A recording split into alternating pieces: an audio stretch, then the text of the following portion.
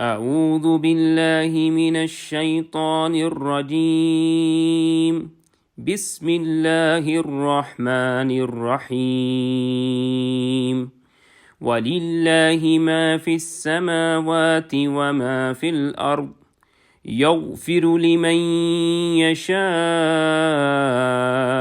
وَيُعَذِّبُ مَن يَشَاءُ وَاللَّهُ غَفُورٌ رَحِيمٌ صدق اللہ العظیم۔ رب اشرح لی صدری ویسر لی امری واحلل عقدۃ من لسانی یفقہوا قولی رب یسر ولا تعسر وتمم بالخیر آمین یا رب العالمین۔ سورہ آل عمران آیت نمبر 129 جو کہ 13ویں رکوع کی آخری آیت ہے، اس کی تلاوت ابھی آپ نے سماعت فرمائی۔ آیت آپ اسکرین پہ لکھی ہوئی دیکھ رہے ہیں۔ اس آیت کو انشاءاللہ تعالی آج کے لیکچر میں ہم انالائز کرنے کی کوشش کریں گے۔ آیت میں وقف کی 2 علامات نظر آ رہی ہیں، لہٰذا اس آیت کے ہم حصے کریں گے 3۔ پہلا حصہ ہوگا وَلِلَّهِ مَا فِي السَّمَاوَاتِ وَمَا فِي الْأَرْضِ، دوسرا ہوگا يَغْفِرُ لِمَن يَشَاءُ وَيُعَذِّبُ مَن يَشَاءُ، اور تیسرا ہوگا وَاللَّهُ غَفُورٌ رَحِيمٌ۔ پہلا حصہ جو ہے اس کے الفاظ سے بات کریں گے۔ پہلے حصے میں پہلا لفظ واو حرف ہے، للہ 2 الفاظ کا مجموعہ ہے جس میں لام حرف ہے، اس میں جلالہ اسم ہے، لام حرف جر ہے اور اس میں جلالہ مجرور آپ دیکھ رہے ہیں۔ ما یہاں پر اسم ہے، اسم موصول کے طور پہ استعمال ہوا ہے۔ فی حرف جر ہے جس کے بعد السماوات مجرور ہے اور السماوات جو ہے السما کی جمع ہے۔ واو حرف ہے،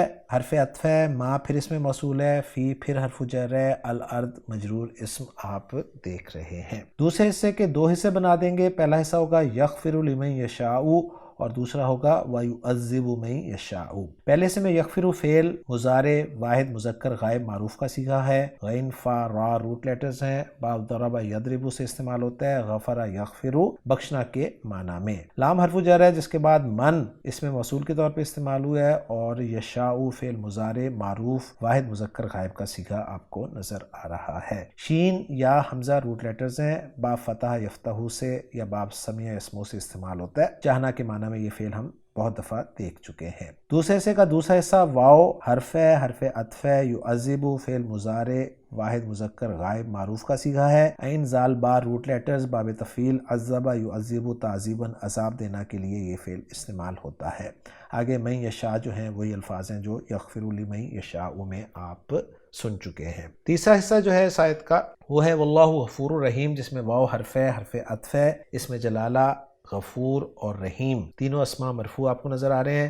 غفور فعول کے وزن پہ مبالغے کا صیغہ ہے اور رحیم جو ہے فعیل کے وزن پہ مبالغے کا صیغہ ہے۔ الحمدللہ جی الفاظ پہ بات مکمل ہو گئی ہے۔ اب ہم جملوں کے اعراب جو ہیں وہ دیکھ لیتے ہیں۔ تو پہلا جملہ ہمارا جو مستانفہ بن رہا ہے واو مستانفہ قرار دیں گے ہم۔ للہ جار مجرور یہ خبر مقدم ہو جائے گا جس کا مبتدا مؤخر ہے ما فی السماواتی و ما فی الارض۔ ما فی السماواتی یہ موصول و صلے کا مجموعہ ہے جس میں ما اسم موصول ہے، فی السماواتی صلۃ الموصول ہے اور موصول اپنے صلۃ الموصول سے مل کے معطوف علیہ ہو جائے گا۔ واو عاطفہ اور ما فی الارض موصول صلہ مل کر یہ معطوف ہو جائے گا۔ معطوف علیہ اپنے معطوف سے مل کر مبتدا مؤخر ہو جائے گا اور مبتدا مؤخر اپنی خبر مقدم للہ سے مل کر جملہ اسمیہ مستانفہ ہو جائے گا۔ دوسرا جملہ یغفر لمن یشاء، یغفر فعل با فاعل ہوا ضمیر مرفوع متصل اس کا فاعل ہے۔ لام حرف جر ہے جس کے بعد من اسم موصول محلاً مجرور قرار دیا جائے گا۔ یشاء فعل با فاعل ہوا ضمیر مرفوع متصل صلۃ الموصول من کے لیے ہو جائے گا اور من موصولہ اپنے صلۃ الموصول سے مل کر مجرور ہو جائے گا، محلاً مجرور ہو جائے گا لام جارہ کے لیے اور لام جارہ اپنے مجرور کے ساتھ مل کے متعلق ہو جائے گا یغفر فعل کے۔ یغفر فعل اپنے فاعل متعلق سے مل کر جملہ فعلیہ بن جائے گا۔ واو عاطفہ یعذب فعل با فاعل ہوا ضمیر مرفوع متصل اس کا فاعل، من اسم موصول، یشاء صلۃ الموصول فعل با فاعل ہوا ضمیر مرفوع متصل اس کا فاعل، ضمیر عائد محذوف ہے۔ من یشاء موصول اپنے صلہ سے مل کر محلاً منصوب مفعول بھی بن جائے گا یعذب فعل کے لیے اور یعذب فعل اپنے فاعل اور اپنے مفعول بھی سے مل کر جملہ فعلیہ بن جائے گا۔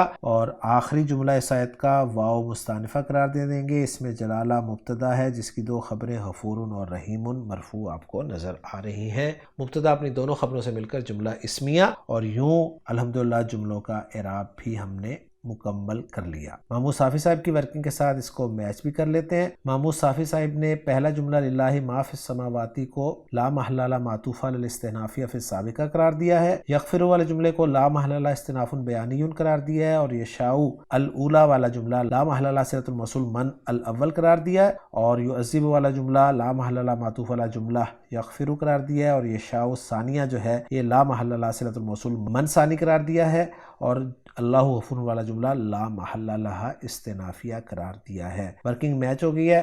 اب دیکھ لیتے ہیں آیت کا ترجمہ۔